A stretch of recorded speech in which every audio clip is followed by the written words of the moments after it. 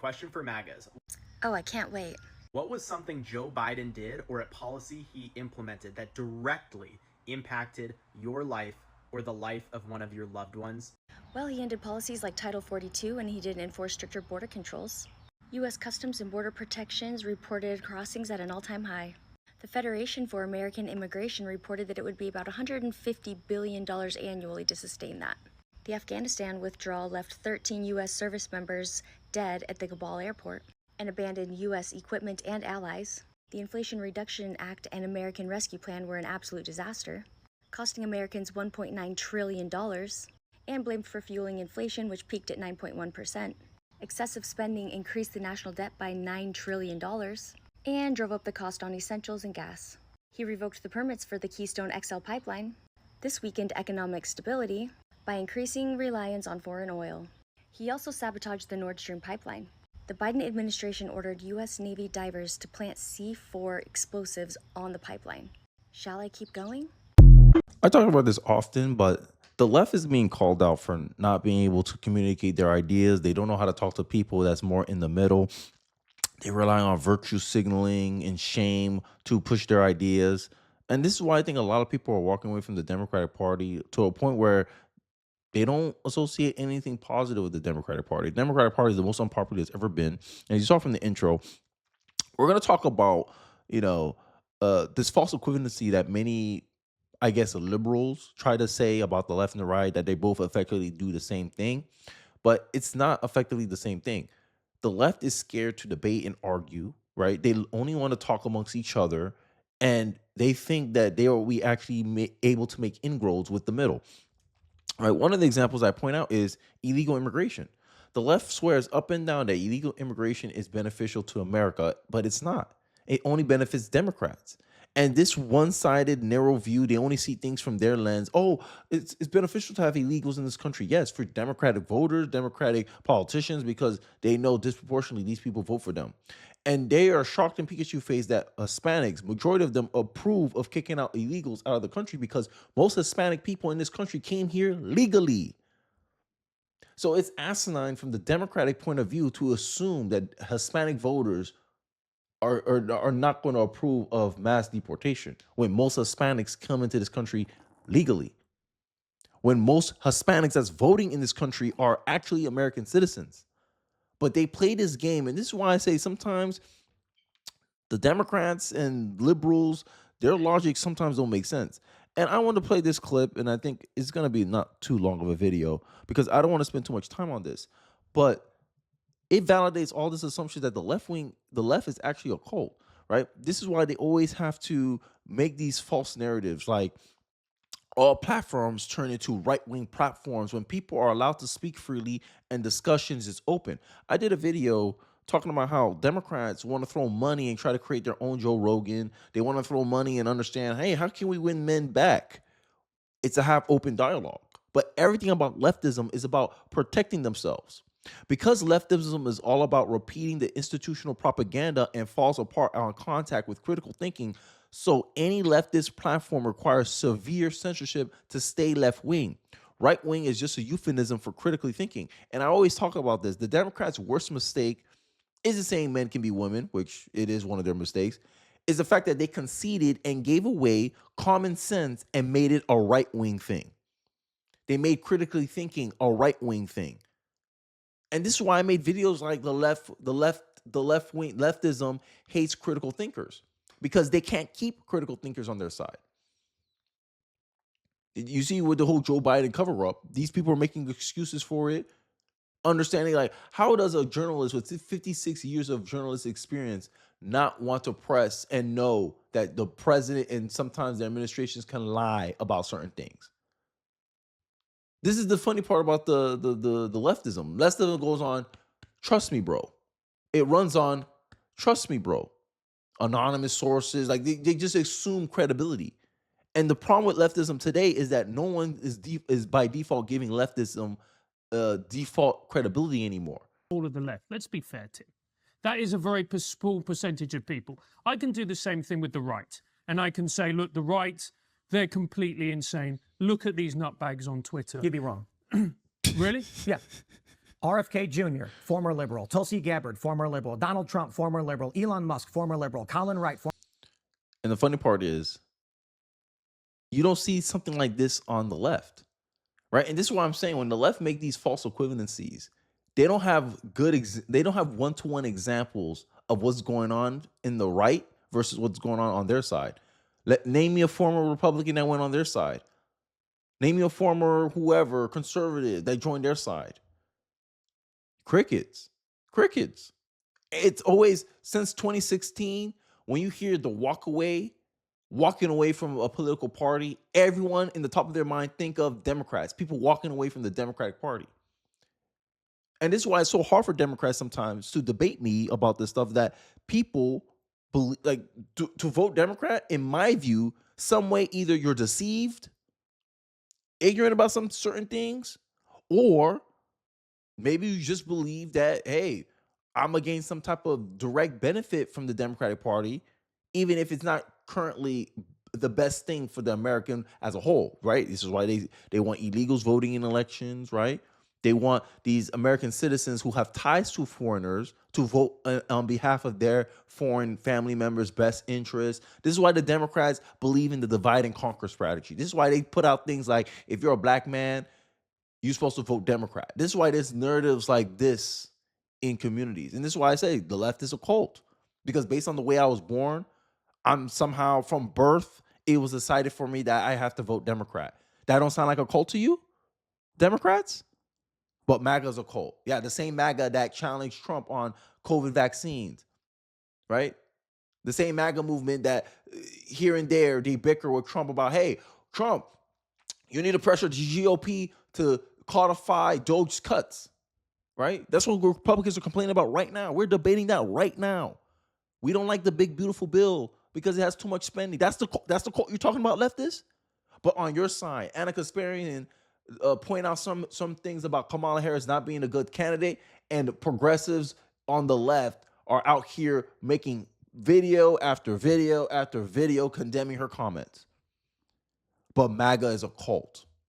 Yeah, okay. former liberal. Tim Pool, former liberal. How is it that the popular vote winner, Donald Trump, was a Democrat up until his first term? That Tulsi Gabbard, DNI, former Democrat, that I supported in 2020. I never voted Republican. I didn't like Republicans. And now the Republican MAGA movement, not the neocons, is an eclectic bunch of diverse views which debate each other. How is it that Charlie Kirk, You know what America First reminds me of? America First reminds me of America maybe early 2000s, right? That's what MAGA really reminds me of. America First. Regardless if you're a Democrat or a Republican, you should be America First. Your political party second. But in the Democratic Party, and yeah, I can concede half of the Republicans do this too. They put their party first, America second. And this is why I said it. I have videos here. I said it before. My stance is that America First is actually a centrist movement. And leftist Democrats, such as Kamala Harris and a lot of these Harris supporters, had the goal to call America First far-right extremists. How far left you have to be? And they got punished for it. MAGA's far right. Yeah, but they won the popular vote in all 7 swing states, right? Yeah, it's very far right. You look the more like the extremist party, Kamala Harris supporters and Democrats. It's craziness. Either you're far left or you're not as center as you thought you were. That's the only reality that Democrats have to sit back and reflect on. Christian conservative with one of the largest conservative platforms, invites moderate pro-choice Tim Pool onto his stage for his biggest event of the year to discuss those views to the public. On the left, what do you think would happen if you went and opposed their views at a public forum? You'd be threatened with violence. And I'm not saying literally everyone all the time, but booking liberals to come on my show or any other show, people in this We space, have the same problem. Yeah. man. they refuse to do it. They don't want to talk. Back in But you were making the claim, I can make the same thing about the right. Come on. This is why part of me is tired of like liberals. You guys got some bad habits. Even right wing even right-leaning liberals who, they're liberals, but they voted for Trump. You guys still have some problems. You guys have this tendency to try to control the conversation, try to make boundaries to dictate who's acceptable, who's not, right? They try to do like these people here, trigonometry, whatever their name is.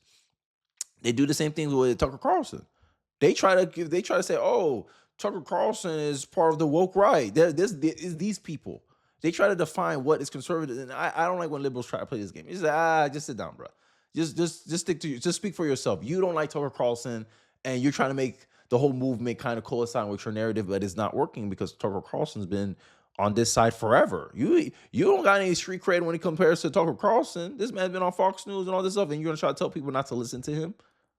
It comes across as you just jealous of his influence and platform. And Tucker Carlson is actually an American, while these people, y'all guys in Britain, y'all can't relate to the problems at a core level the same way that Tucker Carlson can. But I digress.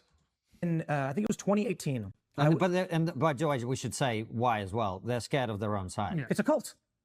So I can sit in front of a libertarian like Dave Smith, who's going to rant about how Israel is bad, and Charlie Kirk at the same time, and we leave with beers in our hands, smiles on our faces.